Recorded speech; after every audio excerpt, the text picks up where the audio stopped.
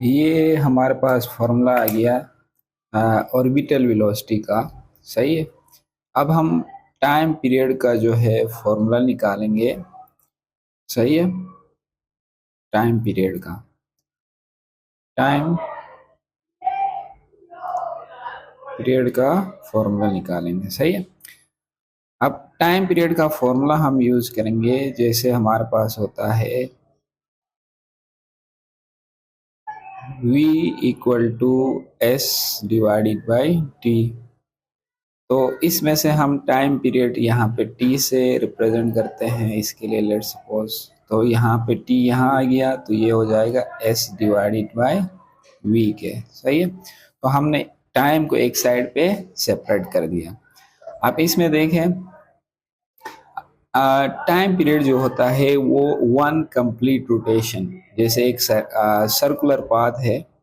जैसे ये एक सर्कुलर पाथ है। सही है। एक ऑब्जेक्ट यहाँ पे है, एक सैटेलाइट यहाँ है, ये यहाँ से घूम के वापस इस पॉइंट पे आ जाएगा। इसको हम कहेंगे, इसमें जितना भी टाइम लगाएगा इसको हम कहेंगे टाइम पीरियड।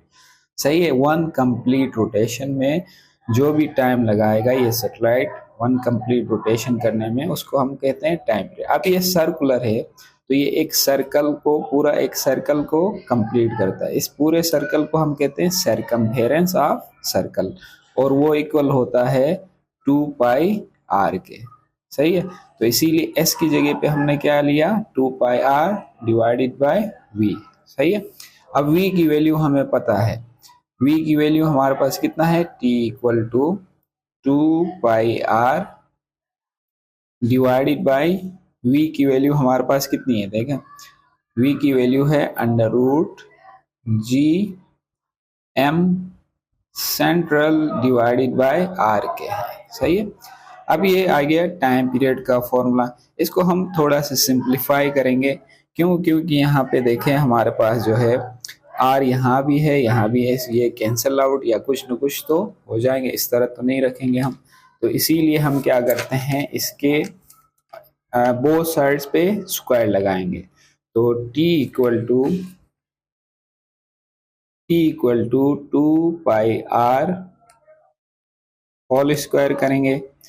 सही है। यहाँ पे भी होल स्क्वायर हो जाएगा divided by under root G M central, M C का मतलब एम से मास ऑफ सेंट्रल या mass of planet divided by R. सही है।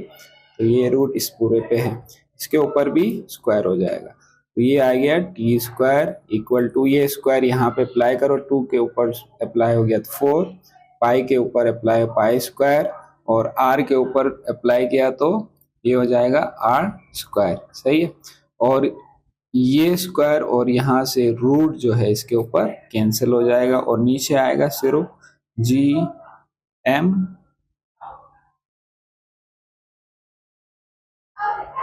सेंट्रल डिवाइडेड बाय आर के। सही है। ये आ गया।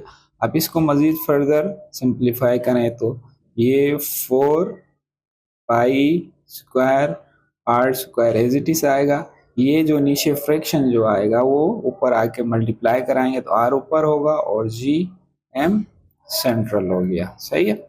अब इसको फर्दर सिंप्लीफाई करें, टी स्क्वायर इक्वल टू, ये ऊपर इसके नीचे कुछ नहीं है तो 1 है, ऊपर वाले नॉमिनेटर से मल्टीप्लाई होंगे, 4 पाई स्क्वायर आर क्यूब हो जाएगा, क्योंकि यहाँ पे भी आर है यहाँ पे आर है तो दोनों के पावर ऐड हो जाएंगे।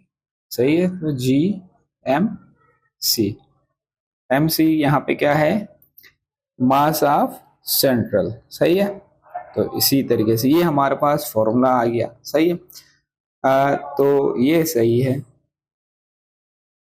अगर आप यहाँ से स्क्वायर हटाना चाह रहे हैं तो taking root on both side करके आप स्क्वायर हटा सकते हैं। बाकी यहाँ तक भी ये फॉर्मूला सही है।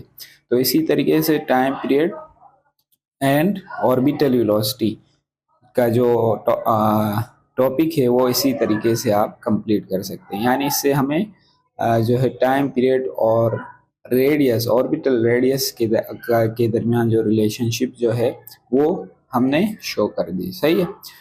और जब भी कहीं पे टाइम पीरियड निकालना हो किसी सैटेलाइट का या किसी ऑर्बिटल ऑब्जेक्ट का, तो आप ये फॉर्मूला यूज कर सकते हैं।